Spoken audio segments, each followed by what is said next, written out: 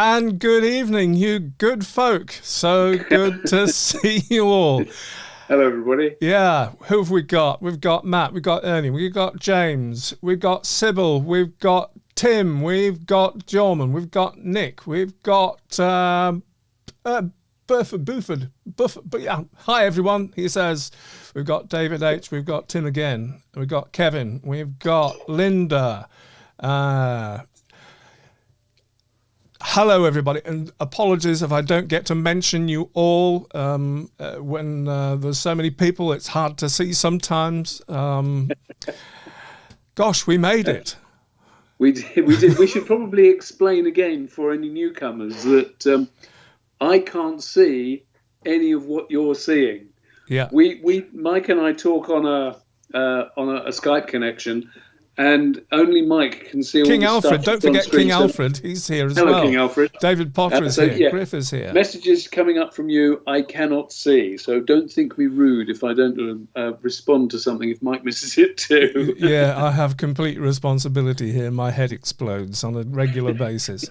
So don't take it badly. Anyway, no, it seems like we've got good evenings and hellos and welcomes from everybody, which is fantastic.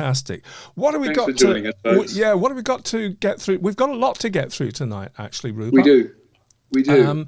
But we should do a bit of explaining about what's been going on in the last 2 weeks. What's been happening.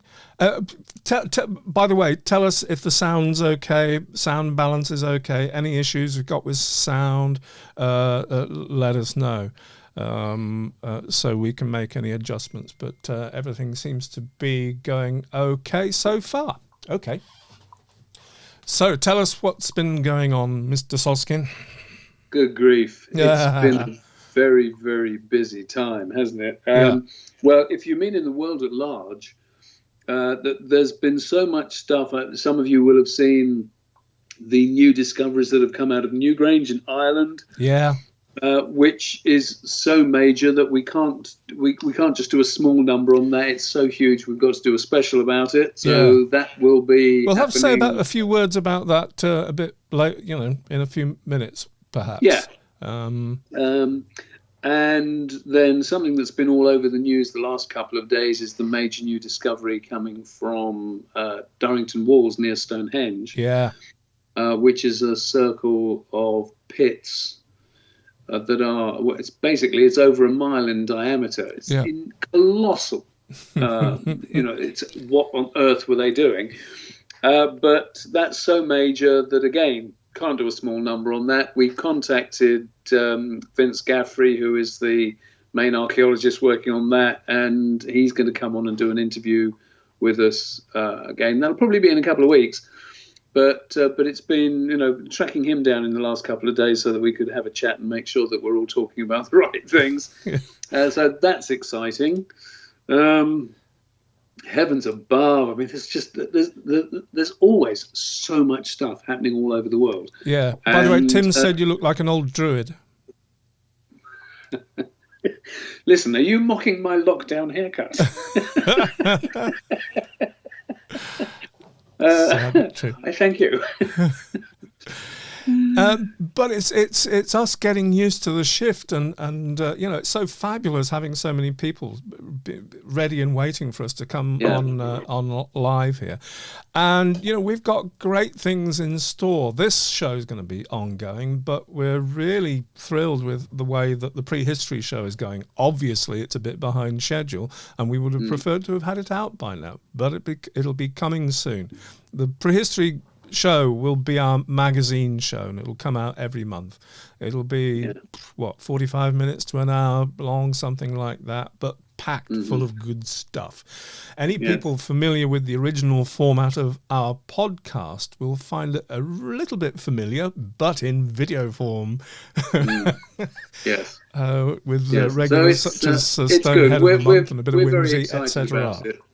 We're very excited about it. And yes, it is a little bit later than we planned, but then it's one of those, do you want it right or do you want it Tuesday? Well, we want it right. We think it's going to be well cool.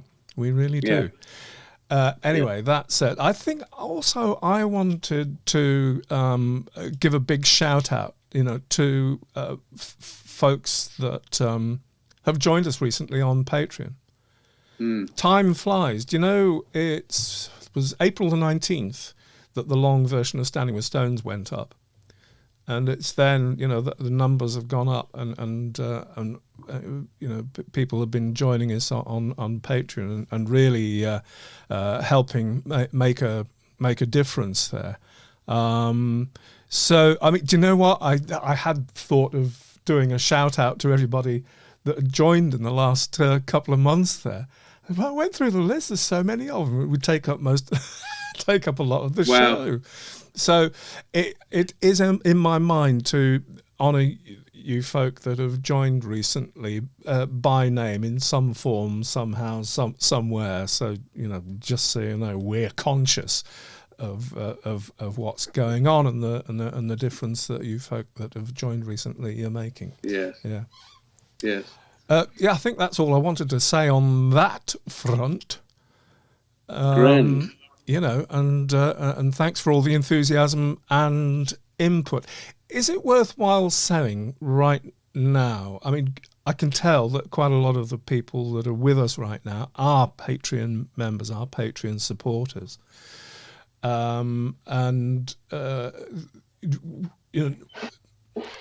One, if you're not, I presume also that most of you are already subscribed to the channel. If you're not, then press the subscribe button. Definitely hit that subscribe button. Yeah. And the other thing I think is that we're being conscious of, as the numbers have gone up, is our ability to communicate with people and to respond and interact to comments on YouTube and to a certain extent on Patreon as well. But as the numbers go up, our ability to answer everybody, pretty much goes out of the window. I can't even keep up with the comments here, So no, we're already at a stage where we actually can't keep up with the amount of messages that we're getting every day. Which saddens us a little, but it's. So on the one hand, thank you so much, and please don't stop. Yeah. But the flip side is that please don't be upset if we don't actually get to reply to you, because we do try. And of course, because Patreon is a much smaller club than if you do want a direct line to us, there's a messaging service within Patreon that you can send. At least me, direct messages. So there's a avenue of open communication inside of Patreon if you want to go down that route. What's Kevin saying? I was round Neil MacDonald's today, and he was up at Castlereagh Saturday and found a sheep skull on one of the stones, still with blood on it. Oh God, I'm so glad I started reading that. Yes, well, yeah. Thank you, Kevin. Kevin, Neil's a good friend of mine. And that's quite funny. It's amazing actually how people will still, they'll maintain their pagan practices, won't they? And you could argue, well, why not? Yeah. Anyway, we've started. We're almost 9 minutes in. I think we should get round to this. This show is called Question Time, and we should get round to. We were going to say about those two news items. The stuff from Newgrange and the stuff from Stonehenge. We've got specials in one form or another on both of those things. As you know, we don't like to just re-spout what we've read in the news. We like to dig a bit deeper. Actually, we're already in communication with the powers that be on both those aspects. Only today we were speaking to Vince Gaffney himself, who's the lead author of the paper about the Durrington Wars things. So good stuff coming soon on that, but it'll be a week or so yet till we can digest digest what's going on. Well, okay. Do you know, it's not folk in the comments. Don't get too distracted by sheep skulls. No, indeed, not by sheep skulls. No, absolutely. But it is that thing that the one thing that we're very rigorous about is ignore the headlines and go to the archaeologists' own papers and read all the work that they've done and the conclusions that they've come to, and then we will talk to them about that so that we know we're not just giving you newspaper headlines, basically. Indeed. You know what? I'm going to bring the first question up. Do it. I don't know what it is till I press the button. Oh, it's from James Bagby. Are you there, James? Hello, James. I was wondering what sort of monuments Beaker, Milesian, or other continental folk would have found already built on the British Isles when they got here. Really nice question, actually. We could spend an hour discussing that. It's a lovely question that can be answered extremely quickly. I don't want to be dismissive about it at all, but you could Hi, say James, that just appeared. When the Beaker people came over, then probably all of them were already built. When the Milesians came to Ireland, then you could say with absolute certainty. I mean, the Milesians, as far as I'm aware, they're a kind of they're more mythological, aren't they? But the thing is, the Milesians, for those of you that don't know, they are a culture from southern Europe. Some people argue from North Africa. They're supposed to have an Egyptian connection somewhere, aren't they? But basically, from southern Europe, coming into Ireland, settling in Ireland. But they're an Iron Age folk, and the latest stone circle that I can think of is Belthany Stone Circle, which is in Southern Ireland. Do you know Beardmore's got some late dates on it? Do you remember how late? Is it late bronze? Is it late Bronze Age? Yeah, very late. But the point is that any of the latest megalithic sites are a late Bronze Age. So there would have been a few still going up when the Beaker folks came over, but not that many. And the Milesians, they'd all been up. And you know, this is related to the next question, because Matt's got a question. It's in the same vein. When did stone circles stop being built? So we're going to be in a sort of crossover situation there. The interesting thing is certainly, I mean, the Beaker burials, some of the first Beaker burials are near Stonehenge. I have it in my head, and this may be completely wrong, don't quote me on this, that a lot of the attraction, into England that brought a lot of the Beaker folk over here was Stonehenge itself and the activities that were going on around Stonehenge. So you've got original incursions, whatever you like to call them. I don't think there was an invasion. I think it was just a gradual takeover. Myself, personally, I agree. But it's interesting to see. I think that the circle building in Wessex and stuff, stops there. There's no late stuff in southern England, really. Cornwall, you've got later Bronze Age stuff. Southern Ireland, you've got very late stuff. And in Aberdeen, Clive Cairns have got late dates on them as well for activity. That's a good point. Yeah. So that speaks to the gradual spread of the Beakers, who didn't seem to be that concerned with building circles, and the folk for whom it was a tradition. It's sort of gradually pushed back to the other regions. I think we'll move on now to Matt's question, which kind of is in the same vein. When did stone circles stop being built, and which would be the younger ones? Because we know they came after, I'm thinking it could be due to the rise of Druidism. Can I just kick off that by saying, please, stone circles never stopped being built. No, that's a fair point. It's a fair point, Mr. B. I can't think of what the most recent one. I know. Oh no, it's in South Wales somewhere, and there's one that Pontypridd rocking stone. That circle Pontypridd is a modern stone circle. Yeah. So there's the big stone circle which is outside the Danirogoth caves in the Brecon Beacons. Correct. Yeah. Which is that's an impressive stone circle, I have to say. That's James Bagby said he's built a tiny one in Nashville. There you go. James wins. But it's a very valid point, though, and it's something that those of you that have seen Standing with Stones, you'll know that we made the point in that how do we know that a late Bronze Age stone circle wasn't built in homage to a Neolithic stone circle that they didn't know why the Neolithic folks had built it. It was just such an amazing thing. Let's do one of those, because that's what we're still doing today. Yeah. So it's possible. Unlikely, maybe, but it's still possible. You know. Yeah.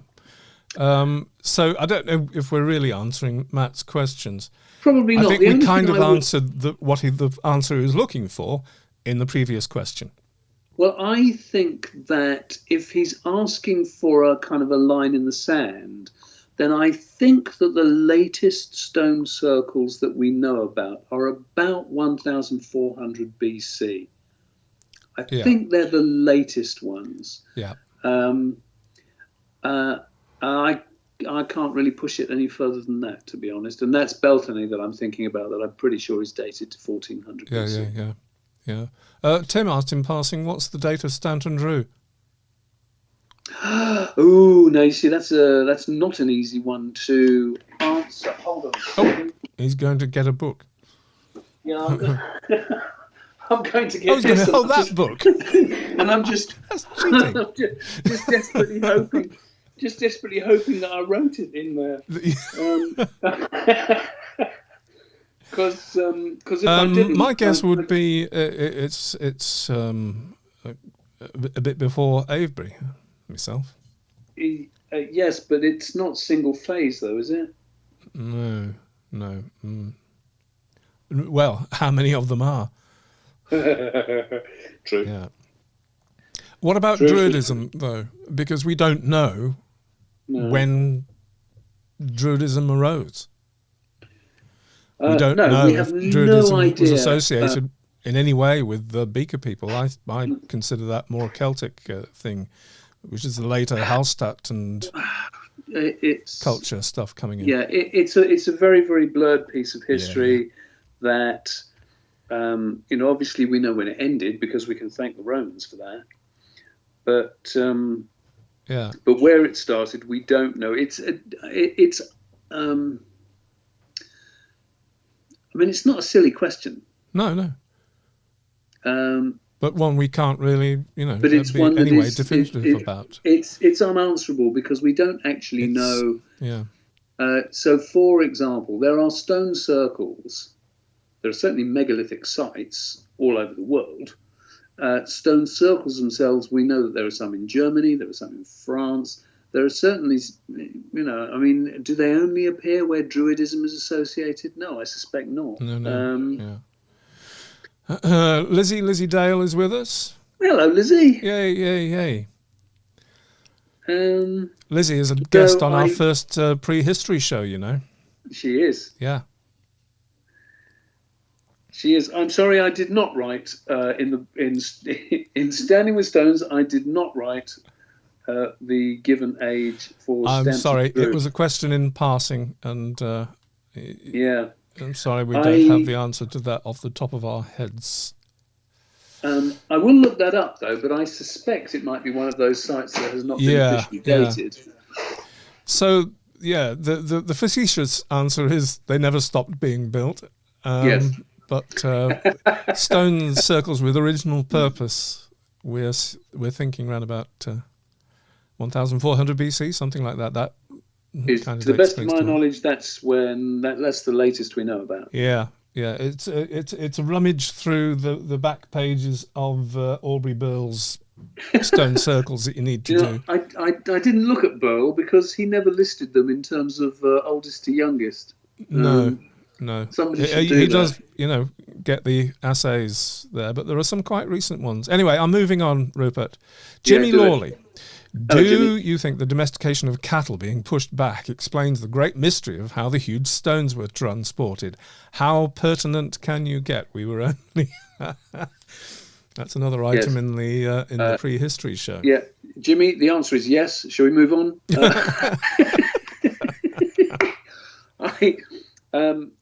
For me, when we first read the research that came out of the Balkans, this was in 2017 that the research was being done by a team from UCL, that's University College London, headed by Jane Garstra and Mark van der Linden from now at Bournemouth University.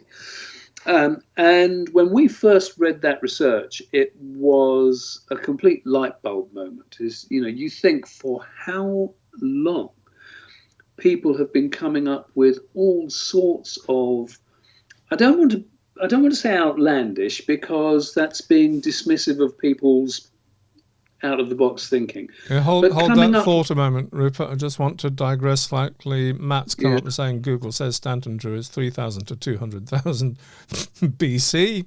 No answer there, really. 3,000. The thing is, Tim says, the thing with Stanton Drew, correct me if I'm wrong, is that it hasn't been properly excavated. Yes. That's absolutely right. The revealing thing about Stanton Drew is the magnetometry that's been done on it. Yeah. But this holds so true for any stone circle you care to match, if it isn't Avebury or Stonehenge. Yeah. It hasn't been excavated.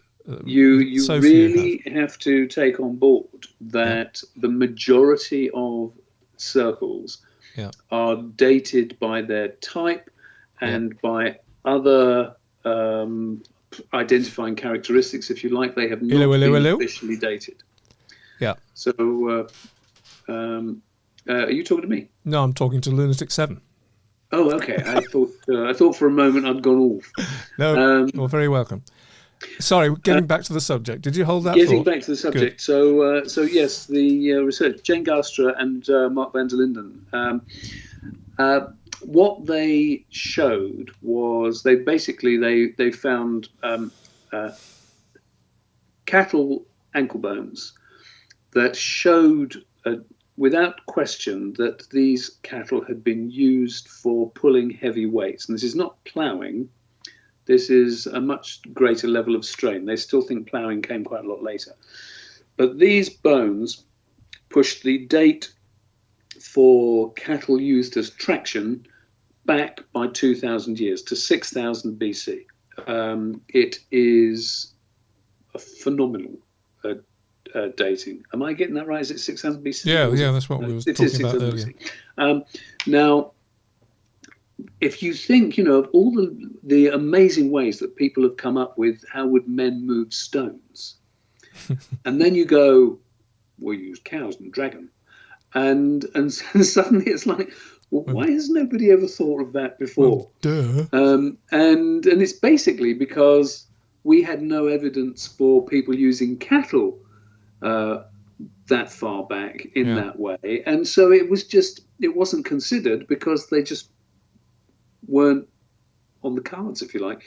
But having pushed the date back that far, then absolutely, I think that answers the question right there. You can't prove it.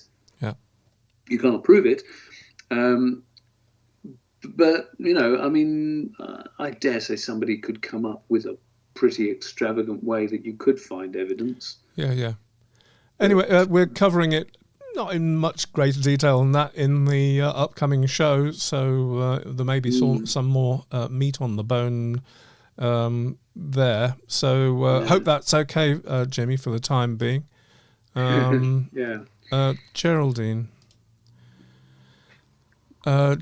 Andrades, what are your thoughts on the Star Carr site, the deer frontlets and the pendant? Sorry, who asked this question? Sorry? Who asked this question? Geraldine Andrades. I think, I hope I'm pronouncing your name correctly. Yeah. Hello, Geraldine. We love Star Carr. It's just every kind of fantastic. When you think how old it is, so it's a Mesolithic site, and it's the oldest known, certainly in Europe, it's the oldest known carpentry. So you're talking about 9,000. Is it 9,000? Have you got a date for BC? it? BC, yes, 9,000 BC, 9,000 11,000 years ago. And the deer, the red deer frontlets. So basically, what this is they take the front of they're red deer. They take the front of the skull, and they've made them into masks. Yeah. Well, can I just say where Carr is? We haven't sort of given it a context at all as far as that is concerned. Yes, it's in Yorkshire. I think I should. Yes, I did it. I brought up a map of Yorkshire. Well done. Yeah, right from Lancaster across to Scarborough, and with the red dot showing me where the Vale of Pickering is, where Carr is. Yeah. Now, you see, the interesting thing about this, for me, anyway, I don't know what you feel, Mike, but if they had found one deer frontlet, just one skull mask, or two, maybe three, then the idea of them being shamanistic, the priest or the chief wore it in a ceremony or something, I'd go for that. But they found loads of them. At the initial excavation in the 50s and 60s, it was late 50s, early 60s, wasn't it? The first excavation. Yes, it was. 21. 60 years ago. 21 of them. Yeah. They found 21 of them in that first excavation. I don't know how many more they've found since, but they found others. Now, for them to have that many, it makes me wonder. I'm not the first person to suggest this, but it makes me wonder, did they all put them on? Because when they were hunting red deer, it just made them less like people, and they thought they'd be more able to kind of stay hidden, or but it begs the question, when we've got so many of the frontlets of the deer, red deer frontlets, is well, how many shamans do you need? But that's what I mean. I don't think it's shamanistic. Yeah. Yeah. On the other hand, I didn't know this before, but it's not a simple thing to get a headdress like that. It takes a heck of a lot of preparation. And it's a really sophisticated method that actually goes to produce because the antlers have got to stay connected to the skull. So actually taking the rest of the deer head away is quite a sophisticated process to leave you with that headdress thing. Yeah. And the amount of work, because also they have to lighten the antlers, cut off the tangs on the ends, and they had to split them in half and hollow them out to make them light enough to be wearable. And you're using flint. Okay, imagine scoring flint, scoring antler with flint to gouge things out. It's a heck of a lot of work. Do you know what I think gives a real good perspective on how difficult that is? Yeah. Is when you think that the standard tool of the day for digging was antler picks. So people were using antlers, and they would break them to shape so that you were actually pecking away. So, for example, Avebury, if you look at the massive ditches of places like Avebury, and they were made by chipping away the stone with the antler picks. So now imagine turning that on its head, and now you're trying to cut an antler with flint. With a microlith, probably in... It's just an extraordinary piece of work. It must have taken... I can't imagine, actually, how many hours that would have taken. Yeah. Sybil asks, is it not also shamanistic if a whole lot of people dress up as deer? Sybil, that's probably a fair point to make, actually. Yeah. I suppose I had a personal...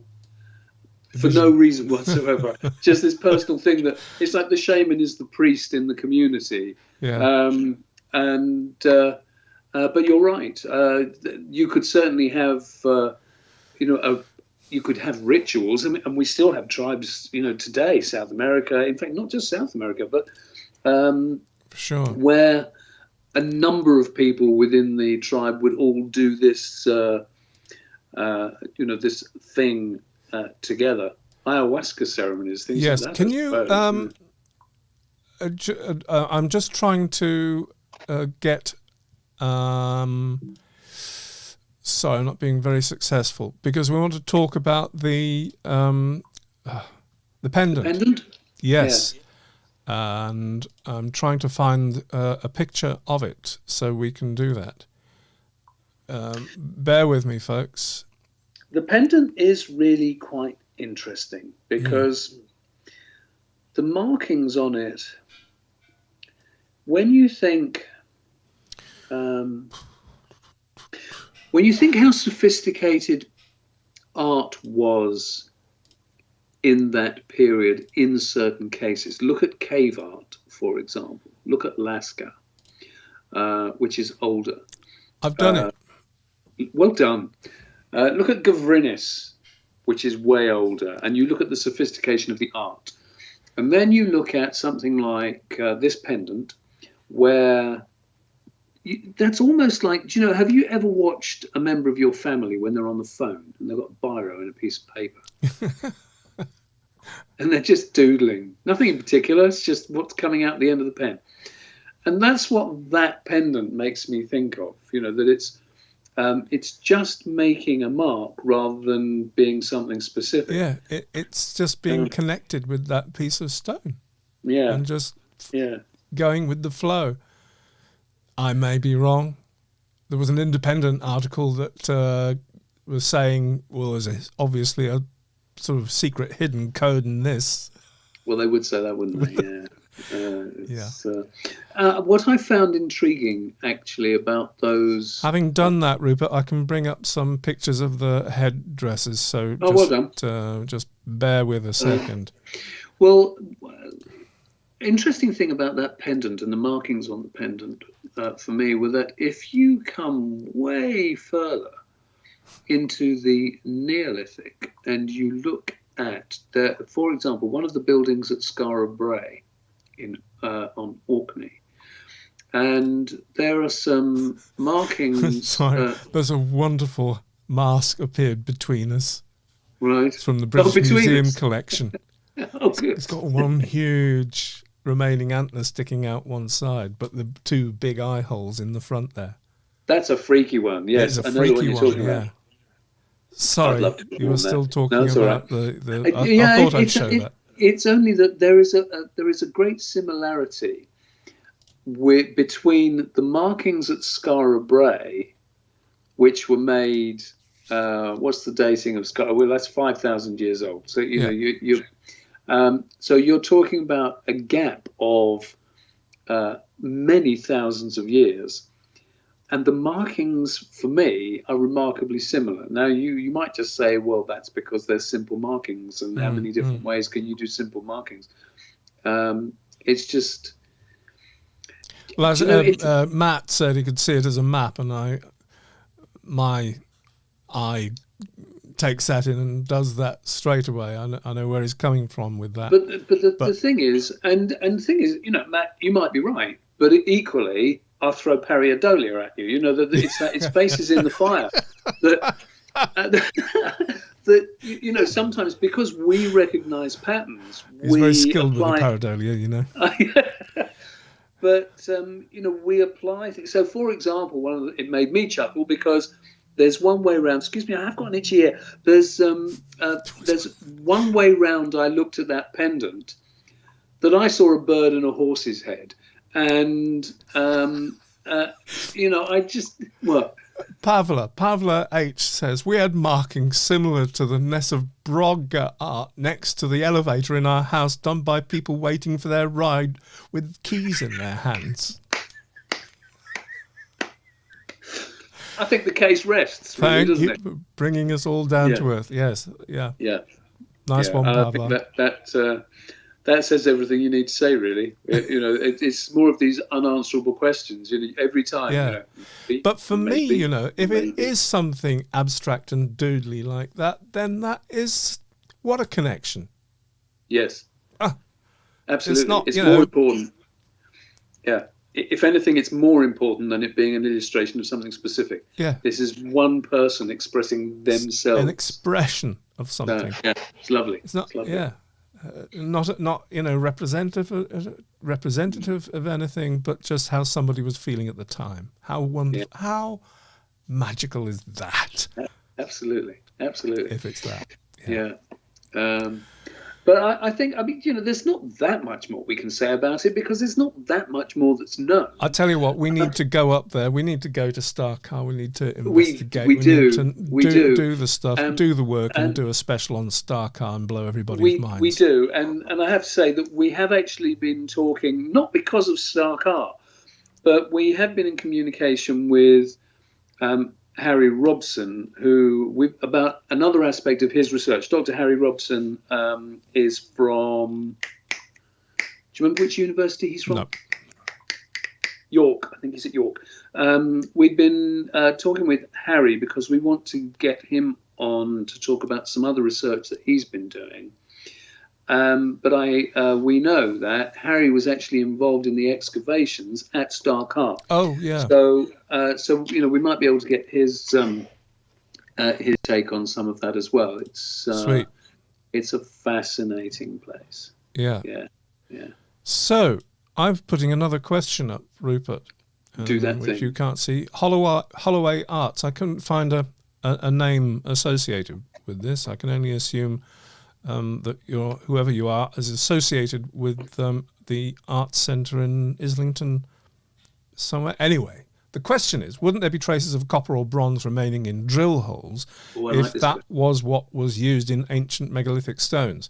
There should be a residual coating of abraded oxidation. Now, before you start, because you're better placed to answer that, but because this is your thing... provide a bit of framework for why Holloway Arts would be asking this question in the first place. Well, if Holloway Arts, it would be nice to know your name. If Holloway Arts was raising this because of we did a sequence on it in Standing with Stones, where you find all over the place, you find stones with holes that they're about the size of your thumb. You can push your thumb into the hole, and they're all around that size. Now, the thing is that we know that a lot of them are actually quite late. Even in the sort of 17th, 18th centuries, where people were using the technique for splitting stones for house building on the moors, for example. But the thing is, a lot of the sites that we were talking about, these drill holes, were clearly made the thousands of years ago when these sites were being erected, and there were two particular stones that are almost identical, one in Ireland and one in Devon in southwest England. Now, that's the reason I think that the question is being asked. And the interesting thing here is that metal tools were very probably not used at all. There's a chap on Orkney, and I'm ashamed that I don't remember his name. Associated with the Tomb of the Eagles. Yes. Yes. Yeah. He actually runs workshops, and he does these classes on the old crafts. And you imagine. So, for example, when you see a mace head, some of you might have seen the gorgeous mace head that came out of the Tomb of the Eagles. So, if you've got I'm looking around for something that's the right sort of size. Here you go. Ignore the fact that it's a studio light, but imagine a piece of stone about that size, and a perfectly circular hole drilled straight through the middle of that. and there's one in particular. I think the one on the Tomb of the Eagles, that's obsidian, isn't it? Yeah, I think it was. It's now, black and it's shot through with something, isn't it? Yes, yeah. It's gorgeous. Now you would look at that as a layperson, and the first time I saw it, I thought, well, how long would it take to do that? Surely that's like months of work to grind your way through that. Well, no. This chap says, no, you use a wooden stick. So I suppose they're about, okay, so the diameter of a Sharpie kind of thing. Now, if you've got a wooden stick like that and you use water and sand, then you can actually grind, and all right, it takes a long time, but he reckons that he can get through a mace head that size in a day. Now, that puts a completely different complexion on any of the things that we've seen in the field. When we made the film, I had no idea about that at all. I was looking at all these things and thinking, how? Because a lot of them were Bronze Age, the Neolithic circles with drill holes. So if they were making those with wood and sand and water, then no, there would be no residues in there. Having said that, modern techniques, now with isotopic analysis, and although you wouldn't want isotopes in this instance, but there are so many levels of, or so many different ways that we can detect, the tiniest of anomalies. Maybe they will find some stuff, but I do think that even when metal tools were available, I still think that if wood with sand and water would do the job, then far better, because you've got a replace. The wood may wear out, the sand you can get. What depends what grades you want, but it's a replaceable commodity, as is the wood drill. Metal, that's a very expensive way of going about, because the metal would wear out faster than the stone. Yeah, it would. And I think there are certain other aspects to that. One is that the texture of the wood would make the sand grip and would give you more of a grinding power with that. And then, as Mike said, if you've worn down the end of the wood, you can just snap it off and carry on, or cut the end off and carry on. It's still got a workable instrument. Whereas Christopher's mum says Tomb of the Eagles discovered by Ronald Simonson. Absolutely right. In fact, it's one of our great honours, really, that we actually met Ronald Simonson. We did. We sat down and had a chat with him. Not that long before he died, actually, was it? No, it wasn't. Anyway, yeah. Anyway, sorry. Thought I'd just slightly digress there. Yes. Happy days. Yes. Well, I think we name dropped there. We should have something. I tell you, yes. When we name drop, we should do this.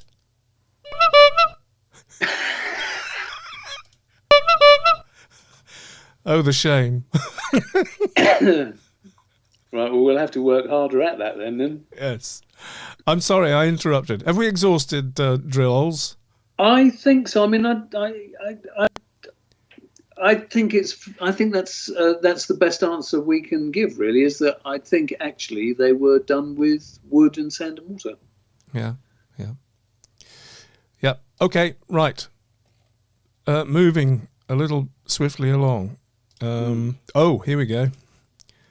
Otto asks our thoughts on metal detectorists, bearing in mind it is 8:45. We've been going through 3/4 of an hour. So goes quick. Yeah. We have two thoughts on metal detectorists, don't we? A, the good thing, and B, the bad thing. And there's a little bit of it brings up an interesting point about archaeology in general. Yeah. What did I say earlier? It depends what your intention is as a detectorist. The distinction between this is my opinion. This is my opinion. It is not researched. This is purely off the top of my head.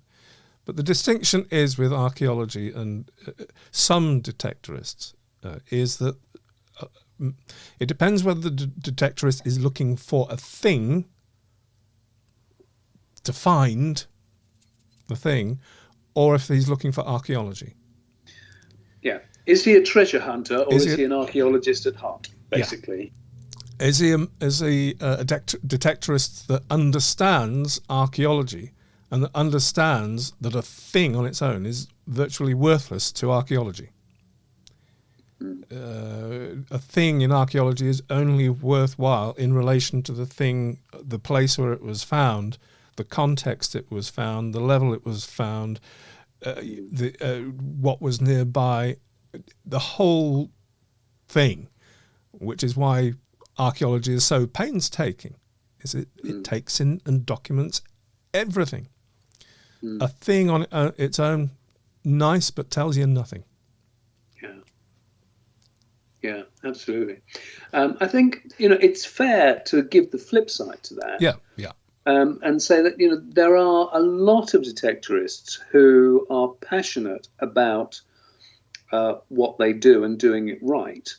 And so when they come across whatever it might be, when they come across a find and immediately report it, so the archaeologists can come in and have a look.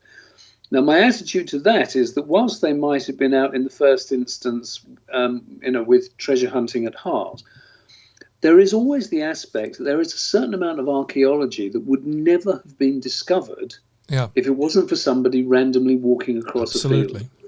And so it's finding the balance between the two. I mean, we mentioned Ronald Simonson. He got into deep trouble for what he did at the Tomb of the Eagles, for crying out loud. I mean, he wasn't a detectorist exactly, but he just happened to be a farmer who had lots of, some very interesting archaeology on his land. Yeah. And having found it, he decided, because he couldn't get anybody interested, he did it himself.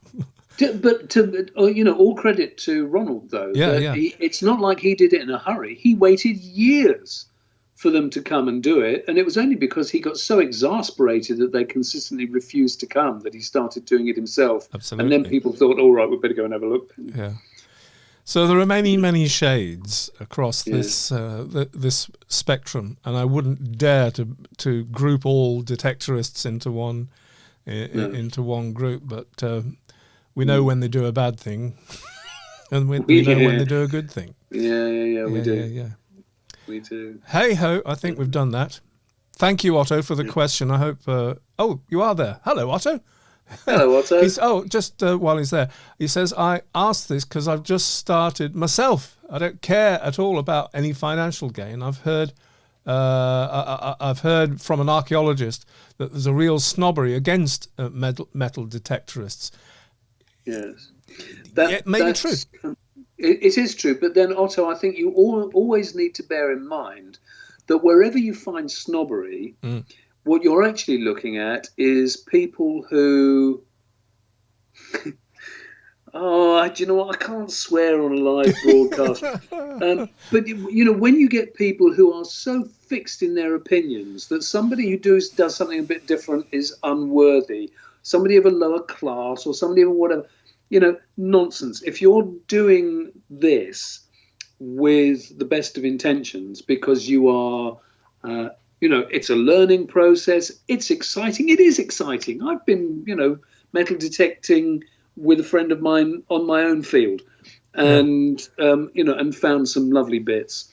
Nothing of archaeological value, it has to be said. But the thing is that if you find something and you realise its importance and you report it so that archaeologists can then come and learn from it, you're doing good work. It's only if you find, if you found the Sutton Hoo hoard and you took it home with you, then no, that would be wrong. That would be a bad thing. No, I think you go for it. Absolutely. I'm saying thank you to Linda if she's on the call, and she knows why. Okay, excellent. Yeah, so good luck with that, Otto. And yeah, I mean, your heart seems to be in the right place. And you, in general, that may be a thing you get from archaeologists, but individually, they'll say the same thing. You know, if you're working in concert with them and you understand their process, I think that would be an interesting thing. I don't know, Otto, if you've ever been on an archaeological dig. It's probably a good idea to, you know, do one, because then you get to understand why, they can be a bit conservative. It's what they do. It's one of those things where, you know, matrix is everything. Yeah. So when you dig something up, you've destroyed the matrix. You can now no longer learn from that matrix, and that's the reason that it's such a dangerous. But you know, that's the reason why it's potentially such a damaging thing to do. Yeah. Because by its very nature, archaeology is destructive. Yeah. Right. I'm moving on, and I'm going to bring up Stephen now. Stephen. I've been talking to Stephen. Stephen is a new Patreon member, and he got excited about us talking about developing a timeline of prehistory, which, to our knowledge, a good one doesn't exist. And we thought, oh, we're in a good position to be able to do that, perhaps. And then things went a bit mad this last. Well, they months. didn't. They kind of. It's because it's such a huge project. Hi, Stephen. He's here. Hello, Stephen.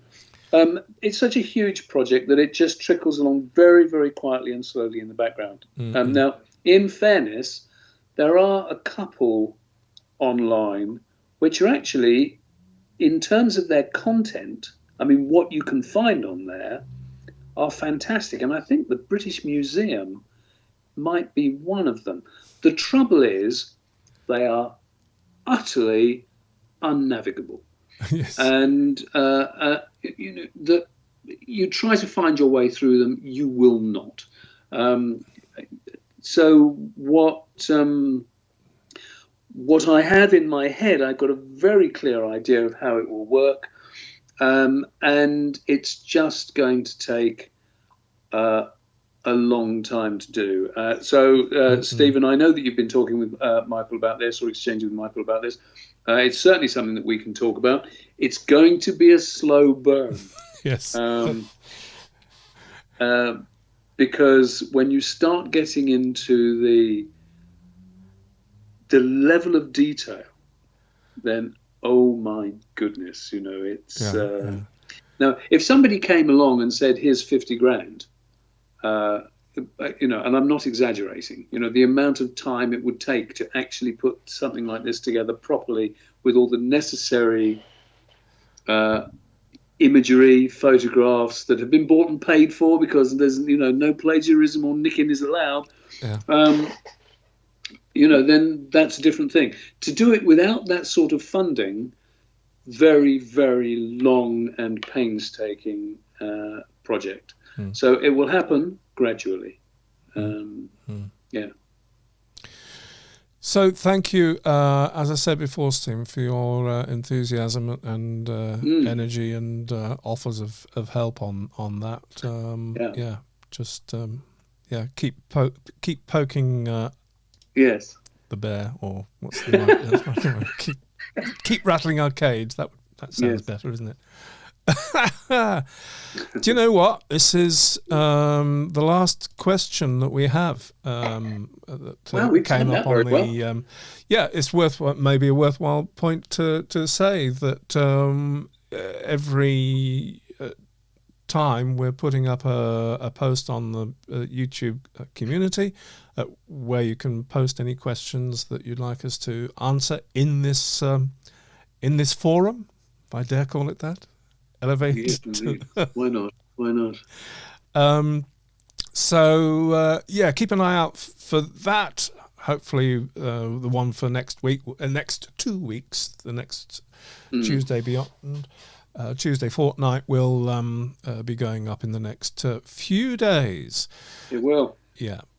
So Michael Bolick says, I would like your comments on how an overseas visitor might organise some part of a stones tour.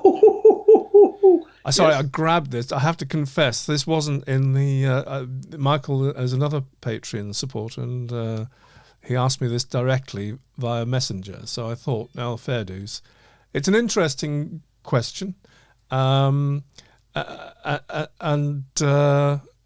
don't know, there's so many ways to attack this. We know, a huge proportion, well over half of our supporters from the States. And, I get the feeling that, given the opportunity, a lot of you would be over here like a shot. If you had the opportunity to do a tour of the standing stones of the British Isles. Oh, we're going to get into trouble. British Isles and Ireland, or what is it? How am I supposed to say it? I got into trouble. Do you know what? I know we get nothing but trouble. All I can say is that anytime I say anything, it is with the best of intentions. Yes. From the bottom of my heart. And if I get it wrong, I'm sorry. Bite me. It's Britain and Ireland. British Isles and Ireland. Because now people are saying the island of Ireland. Yes. Which kind of takes any political aspects out of it. I think when we're looking at archaeology, it's an absolute travesty for anybody to bring politics into it anyway. We're talking about a time when county boundaries and country boundaries were not even a thing. Anyway. Anyway, to answer the question in this, the last dying minutes of this hour, not that we have to stop at an hour precisely, but we've managed this quite well for once. For once, yes. Too true. I don't know where to start. Is it a fly drive? Have you got a car and you're going to be driving freely across the length and breadth of Britain and Ireland? Yeah. Because that's a very different thing do you know what? Case in point, somebody emailed me recently. Did they email me or was it on the Facebook community? Can't remember. It doesn't matter. Somebody said that he was going back to Australia in July. He's currently working in Scotland. Could I recommend some sites for him to visit? So I had to ask those questions. Yeah. Where are you? Yeah. Are you driving? And all those. And when he said yes, he's in Perth and he's driving, then I could immediately say, well, here you are. Here's 10 sites. Yeah. Because do you know what I would? Do you know what I would say? Excuse me. Without a shadow of a doubt, is either get this. That's as rare as hen's teeth these days. Are they? Can't you get them? You can try. There's a few. Julian Cope's megalithic. Yeah. But all hail Julian Cope. The modern antiquarian. It was pretty much our Bible when we were putting together Standing with Stones, wasn't it? When we were on tour. We had a massive collection of a library of books in the van, and they were the ones that were consistently in our hands were Julian Cope and Aubrey Boyle. Yes, that's another one. But the point I'm making, Rupert, is that barring those, that's brilliant. Absolutely. And also, you keep talking. Yeah, by Andy Burnham, our friend Andy Burnham. The point I'm making is that you'll only know the stuff you're going to enjoy when you've had a chance to find out a bit about them. Yes. You could take potluck and life's full of surprises and you'll be always be pleasantly surprised. But it depends on the experience, the kind of experience, what you go looking for. Here's a corker. There is an ordnance survey. Oh, yes. Right. Now, this map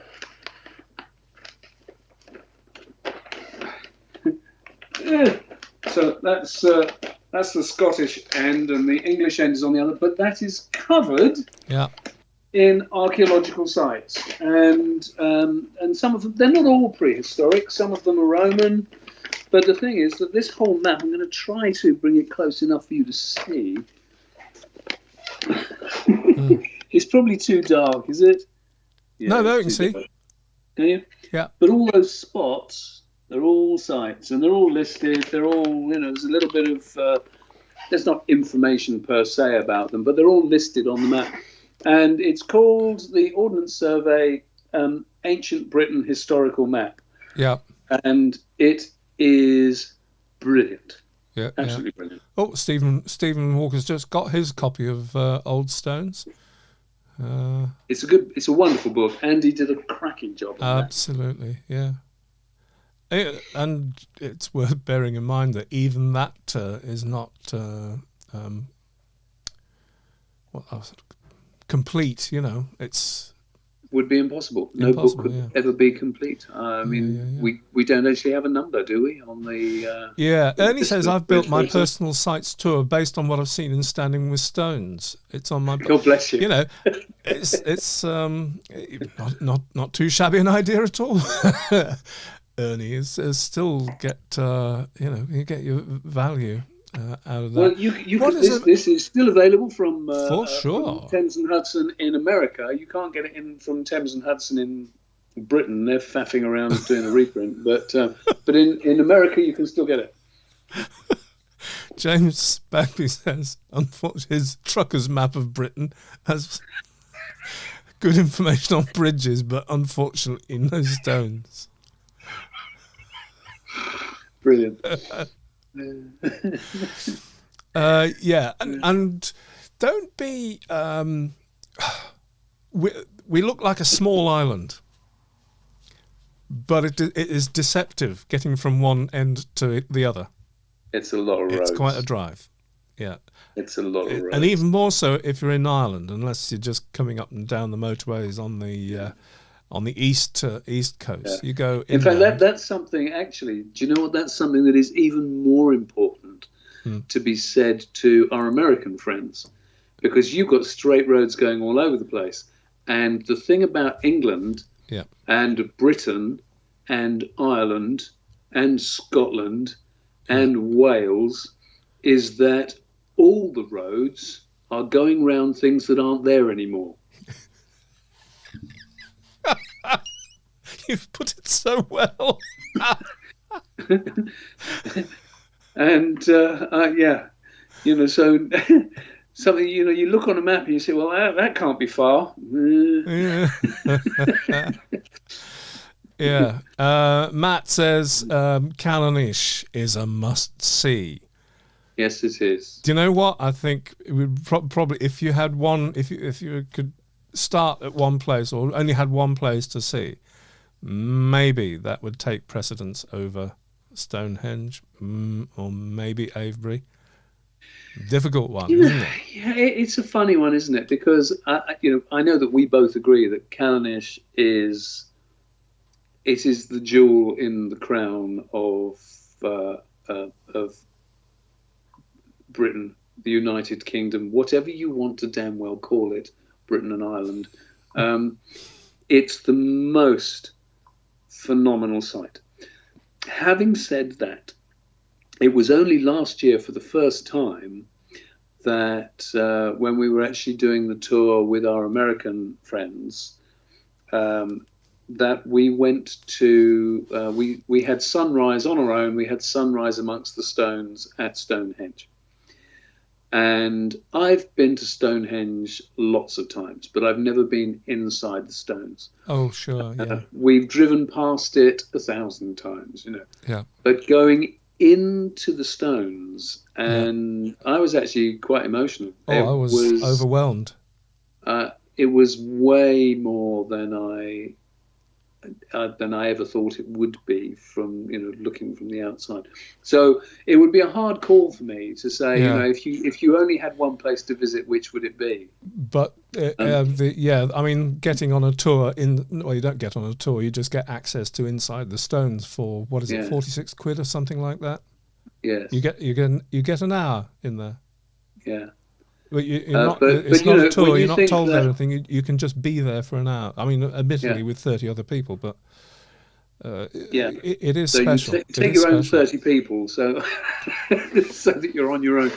But that's the thing, that you can go and you can spend 12 quid to just mooch around the place generally, or you can spend 40 something quid to be in the stones. And you can't just turn up and get in there. You have to book well in advance, I'm afraid. Pay the extra money. It's just a different experience by a million miles. Yeah.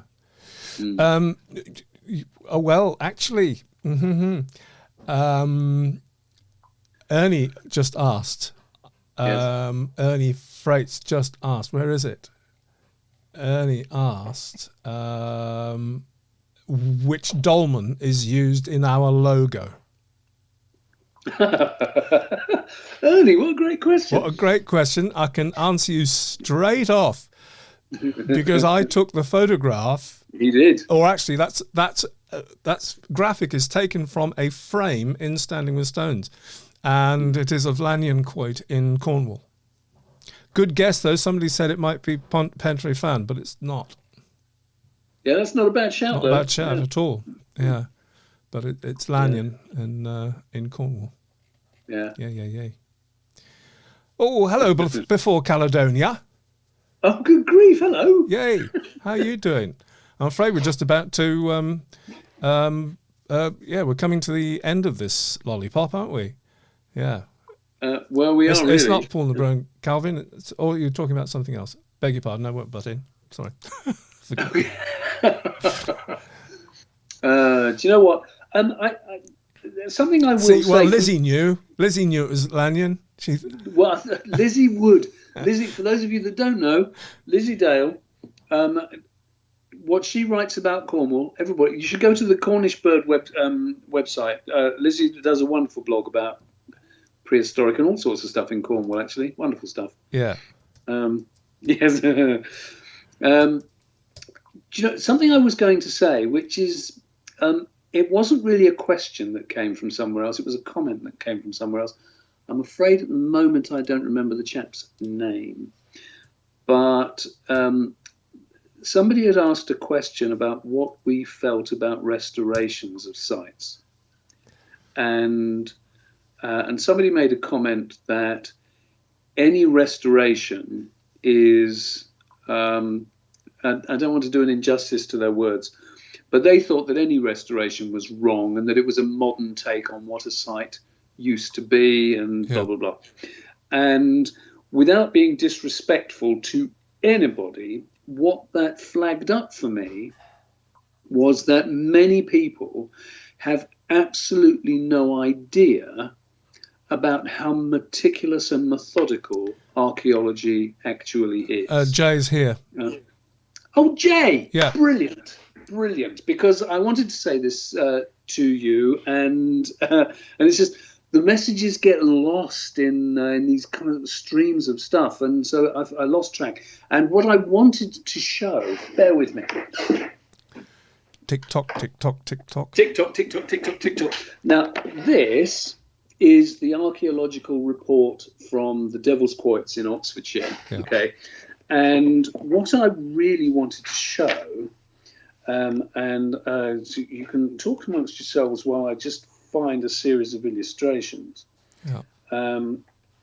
Because basically, imagine in your garden you want to dig a hole, I don't know, the depth of a dustbin. Maybe not quite that deep. No, the depth of a dustbin. And the thing is that what you have to do is, you know that there was a dustbin in there before, and that's now filled in with soil, and you have to take out just the soil that has been filled into that hole. So you have to take it out bit by bit by bit by bit by, not even a teaspoonful, less, just bit by bit by bit, because what you're following is the edge of where the soil is different. Yeah. So you have to be so careful going down through that whole matrix to make sure that what you're doing is getting that edge, whatever shape it may be. You're looking for the slightest difference in grains of soil. Now, these are all the technical drawings of the shapes of the pits where they knew the Devil's Quoits in Oxfordshire, and this is where they knew that.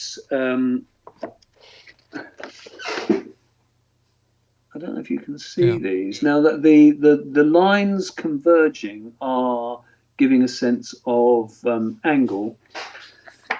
And anyway, I won't bore you with more pictures, but basically what they're doing is, now imagine that if you've got a stone that is 2 meters tall. Yeah. Now, if it's 2 meters tall, then the general rule is that at least half a meter is going to be in the ground. So if it's 2 meters above the ground, it's going to be at least half a meter in the ground. And so what they've done in that excavation is they have taken it back, grains at a time, following the contour, so that what they can tell is the stone that was in there was this shape, and it went down that far. And having, because there's already, there was one stone was left on the site, and because from the one stone that was left, they could take a sound, and they knew how far that was sunk into the ground. So they knew the methodology of the people who had built it. So they knew that if that stone did that, then we can say that the other stones probably did this. So that meant that when they went to the other holes, they could nibble and nibble and nibble and nibble and nibble and nibble until they had the shape and the depth of the hole. And from that, they could extrapolate that the stone above the ground was therefore this high, give or take. And it's the fact that that level of detail is the level of care that goes into every excavation.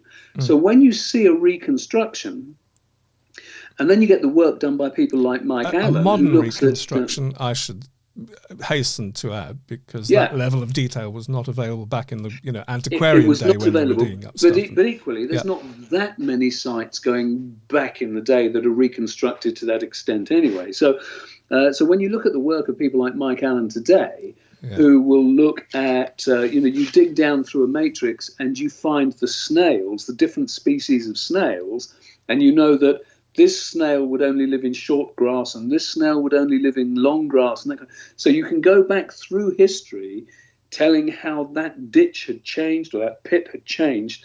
Mm-hmm. It's all that level of information that is so breathtakingly complex that the quality of reconstruction is actually a lot more accurate than you might imagine. Yeah, and that's why I find Devil's Quoits breathtaking. I find it astounding. Sorry? I find it astounding. Yeah. And I really hope that at some point in the future they're given the funding to go beyond the Roman level of the ditch so that they can excavate the Bronze Age stuff, which is still buried. Yeah.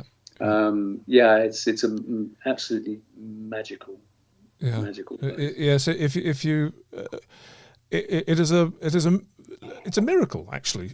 Devil's Quoits, given its circumstance, because the owners of the gravel pits worked with Oxford Council and the Archaeology, which I can't remember which archaeology outfit it was, to restore it. They've left it alone. It could have been left to the gravel pits. It was Thames Valley Landscapes, Oxford Archaeological Unit. Sorry? Oxford Archaeological Unit, Thames Valley Landscapes. Yeah, there's a lot to learn, not just from an academic point of view, but because you know that site has been reconstructed so meticulously. It's one of the closest you're going to get to the feel of what the place was about. Ignore the gravel pits. Yeah, it's just that sense of arena that you get walking into that place that knocks my socks off every time. Yeah, anyway, so how did we get on to Devil's Quoits? That was it was just in response to what the exchange with Jay said, and I have to say, Jay, if you're still there, that this was not dismissing your opinion. It was because, I think there are an awful lot of places that actually are far more romantic because of their state of decay. Yeah. But it was just the fact that what I didn't want you to think was that reconstructed sites were not actually meticulous, because the level of skill or just involved knocked is, up out of somebody's imagination. Far from it. It is quite remarkable, yeah. actually. And I'm glad that there are people who do it, because I'm damn sure I wouldn't have the patience. And that is where we must, I think, bring it to an end. There is so much coming our way at the moment, so much information, so much enthusiasm from you lot. That knocks my socks off as well. Thank you for being there. I tell you what, do you know what's sitting on my desk here? What, your dog? Oh, it is a bag of Prehistory Guys badges. We love the Prehistory Guys badges. Yes, they are quite something.